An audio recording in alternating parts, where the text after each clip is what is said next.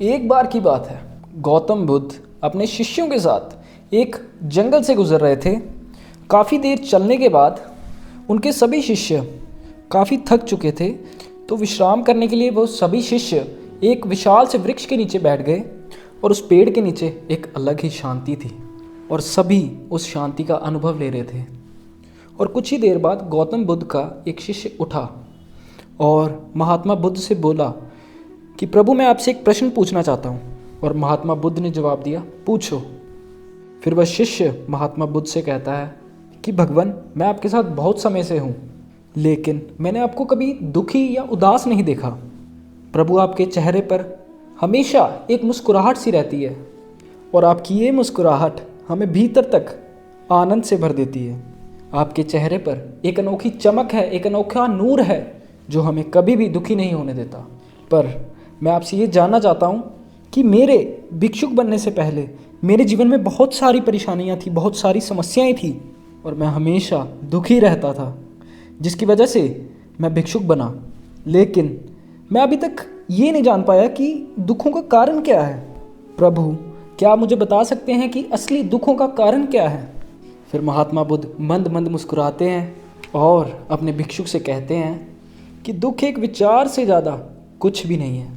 और सभी शिष्य ये बात सुनकर हैरान रह जाते हैं और महात्मा बुद्ध से ये पूछते हैं कि विचार तो आते हैं और चले जाते हैं, लेकिन दुख एक बार आ जाता है तो जाने का नाम ही नहीं लेता। फिर महात्मा बुद्ध कहते हैं, मैं तुम्हें एक छोटी सी कहानी सुनाता हूँ जिससे तुम सबको समझ आ जाएगा कि दुख वास्तव में है क्या। एक शहर में एक धनवान व्यक्ति रहता था और उसका एक ईमानदार नौकर हुआ करता था। और वह सेठ, वह धनवान व्यक्ति अपने उस नौकर पर बहुत विश्वास करता था और वह सेठ अपने नौकर को कभी भी किसी भी बात पर नहीं डांटता था, क्योंकि उसका नौकर असल में बहुत ही ज़्यादा ईमानदार था। ऐसे में एक बार सेठ को कुछ काम से किसी दूसरे शहर में जाना पड़ा और कुछ दिनों के बाद जब सेठ वापस लौटा तो वह अपने साथ कुछ कीमती सामान लेकर आया और उसने उस कीमती सामान को अपने कमरे में सजा कर रख दिया और अपने नौकर से कहा कि तुम्हें ख़ास तौर पर इस सामान का ध्यान रखना है, लेकिन ध्यान रखना कि ये सामान टूटे नहीं, क्योंकि यह मुझे बहुत प्यारा है और लाया भी बड़ी दूर से हूँ। फिर नौकर ने मालिक से कहा कि सेठ, आप चिंता मत करिए, मैं इस सामान का अच्छी तरह से ध्यान रखूँगा।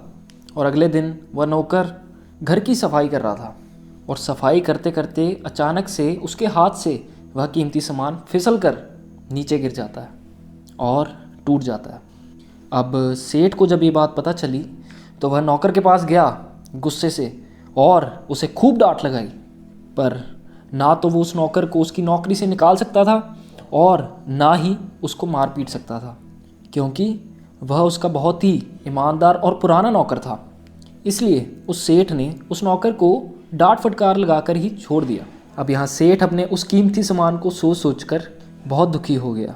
अब रात होते ही सेठ अपने कमरे में जाकर अपने सोने के लिए लेट गया, लेकिन उस सामान के टूट जाने की बेचैनी के कारण उसे नींद ही नहीं आ रही थी। अब सेठ उस बेचैनी की वजह से कमरे से बाहर निकल आया।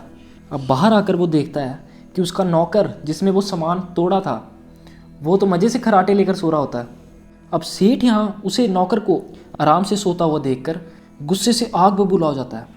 सेठ यहाँ पर सोच रहा होता है कि इस नौकर ने मेरी इतनी कीमती चीज़ तोड़ दी और इसे बिल्कुल भी चिंता नहीं, मुझे यहाँ पर टेंशन से नींद नहीं आ रही और ये मज़े से सो रहा है।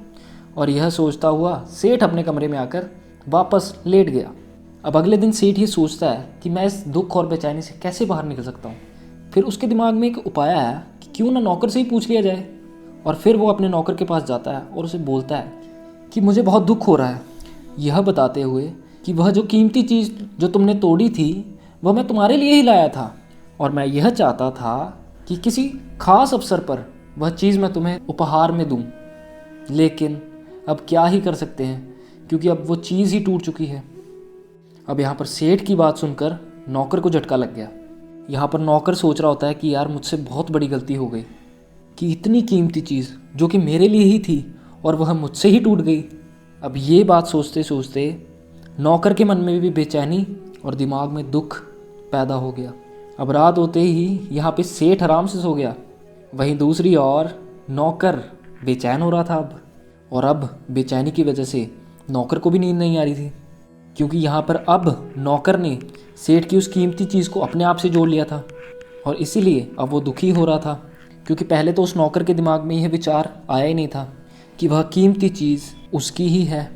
लेकिन अब यह विचार है कि अगर वह कीमती चीज़ नहीं टूटी होती तो वह मेरी होती, तो वह उसकी होती।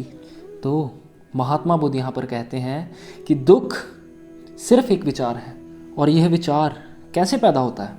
जब हम किसी चीज़ को अपने साथ जोड़ लेते हैं ना, फिर वह वस्तु हमारे दुख का कारण बन जाती है। लेकिन असलियत यह है कि कोई भी वस्तु हमसे जुड़ नहीं सकती। हर चीज़ आपके पास है, लेकिन सिर्फ कुछ समय के लिए। कुछ समय के बाद वो चीज़ आपसे दूर हो जाएगी, और हमारी भलाई इसमें है कि हमें उस दूर होने की घटना को स्वीकार करना चाहिए और आगे बढ़ जाना चाहिए। तो गौतम बुद्ध की इस प्यारी सी कहानी से हमें यही शिक्षा मिलती है कि जिन भी चीज़ों को आज हम अपना समझ के बैठे हैं वो कुछ समय के लिए ही हमारी हैं, और जिस जीवन को भी अपना समझते हैं वह भी कुछ समय के लिए ही हमारा है। हमें कभी भी इन चीज़ों को, इन वस्तुओं को अपना समझकर इस्तेमाल नहीं करना चाहिए। हमें इन्हें यह समझकर इस्तेमाल करना चाहिए कि परमात्मा ने हमें ये कुछ समय के लिए दिए हैं, और हम अगर यह समझकर चलेंगे तो हम कभी भी जीवन में दुखी नहीं होंगे। दोस्तों, ऐसी और कहानियाँ सुनने के लिए हमारे चैनल को ज़रूर सब्सक्राइब कर लें।